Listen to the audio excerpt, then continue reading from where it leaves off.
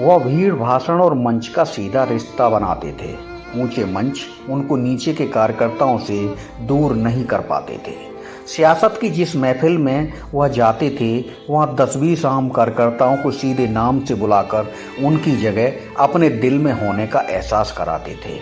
नाम से मुलायम थे, मगर उनके इरादे हमेशा पक्के नजर आते थे। पहलवानी के अखाड़े हों या फिर सियासत के दंगल, उनके धोबी पछाड़ के आगे बड़े बड़े विरोधी चित नजर आते थे। साधारण से किसान परिवार में जन्मे, लंबे वक्त कभी पैदल तो कभी साइकिल से दौड़े, पहलवानी के दांवपेच सीखे, साथ साथ मन लगाकर पढ़े। कॉलेज में लेक्चरर बने, मन हुआ तो नौकरी छोड़कर इसकी राजनीति में कूद पड़े। पहली बार में एमएलए ही नहीं, मंत्री भी बने। के बाद अपने संघर्ष के बूते सियासी फलक पर अपनी खास पहचान बनाते रहे। देश के सबसे बड़े राज्य यूपी के 3 बार मुख्यमंत्री बने। फिर इसके रक्षा मंत्री के रूप में पड़ोसी मुल्कों को अपने कड़क तेवर भी दिखाए। अपने गांव सैफई को चमकते सैफई की पहचान दिलाई। राज्य के हर जिले में मौजूद अपने वफादार नेता कार्यकर्ताओं के साथ अपने परिवार रिश्तेदारों को भी राजनीति की राह दिखाई। ऐसे धरती पुत्र को कुनबे के बिखराव ने शायद गहरी चोट पहुंचाई। नौबत जब पुत्र और भाई में बंटवारे की आई तो उन्होंने अपना मूक पैगाम देकर गहरी होती खाई को पाटने की हर संभव कोशिश की, मगर रिश्तों की टूटी दीवार फिर पहले की तरह खड़ी नहीं हो पाई। मगर कहते हैं कि सियासत सब कुछ कराती है, कभी दोस्तों को दुश्मन बनाती है तो कभी दुश्मनों से दोस्ती के कसीदे पढ़वाती है। कौन जानता है कि सैफई के आपसी रिश्तों में अलगाव की कहानी किसको आगे किस मुकाम तक पहुंचाएगी। मगर नेताजी के संघर्ष की मिसाल बेमिसाल कहानियां उन्हें दिलोजान से चाहने वाले लाखों करोड़ों लोगों को हमेशा याद आएंगी। नेताजी मुलायम सिंह यादव के करीबी रहे समाजवादी लीडर बताते हैं कि उन्होंने जीवन में सिर्फ बसंत ही नहीं, पतझड़ भी बहुत करीब से देखे थे। उनका वास्ता जीवन में हर धूप छांव से पड़ा था।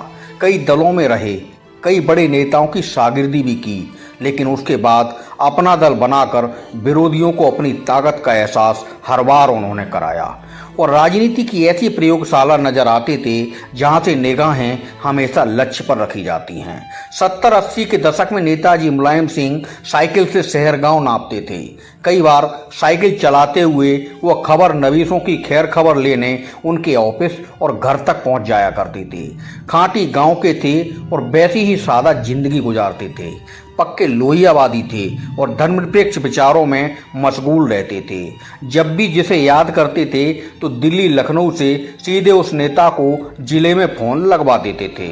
खुश होते थे तो खूब प्यार लुटाते थे और नाराज होकर नेताओं की क्लास भी बहुत तंगड़े से लगाते थे। पार्टी के नेताओं में गुटबंदी को वह कड़ाई से खत्म कराते थे। कई बार तो अपने बहुत करीबी नेताओं को पार्टी दफ्तर और आवास से यूं ही बगैर मिले लौटा देते थे। मुलायम दौर में अति पावरफुल माने जाने वाले रोहिलखंड के सीनियर समाजवादी चेहरे नेताजी से प्यार में मिले अधिकार और गुस्से में दिए सबक के बारे में खुलकर बताते हैं। पूर्व प्रधानमंत्री चौधरी चरण सिंह को वो अपना राजनीतिक गुरु मानते थे। विरासत के सवाल पर चौधरी परिवार से उनके रास्ते बाद में अलग हो गए थे।